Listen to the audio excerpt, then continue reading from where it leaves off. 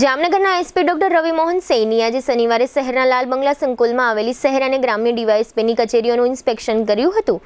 SP inspection માટે કચેરીએ ખાતે પહોંચ્યા હતા ત્યારે સિટી ડીવાયએસપી જયવીરસિંહ ઝાલા અને ગ્રામ્ય ડીવાયએસપી રાજેન્દ્ર દેવદાસ સહિતના તાબાના અન્ય પોલીસ અધિકારીઓએ એસપીનું બુકે આપી સ્વાગત કર્યું હતું। ત્યારબાદ એસપીએ બંને કચેરીનું રૂટીન ઇન્સ્પેક્શન કર્યું હતું। જો કે આ ઇન્સ્પેક્શન અંગે એસપી દ્વારા કોઈ નોંધપાત્ર વિગતો જાહેર કરવામાં આવી નથી।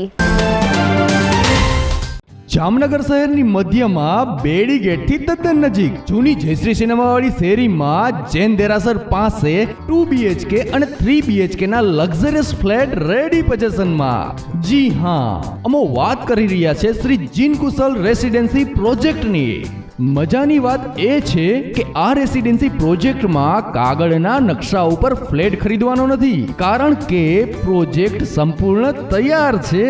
તેમજ ફ્લેટ ધારકો સારી રીતે જોઈ શકે એ માટે ફર્નિચર સાથેના 2 સેમ્પલ હાઉસ તૈયાર કરવામાં આવ્યા છે।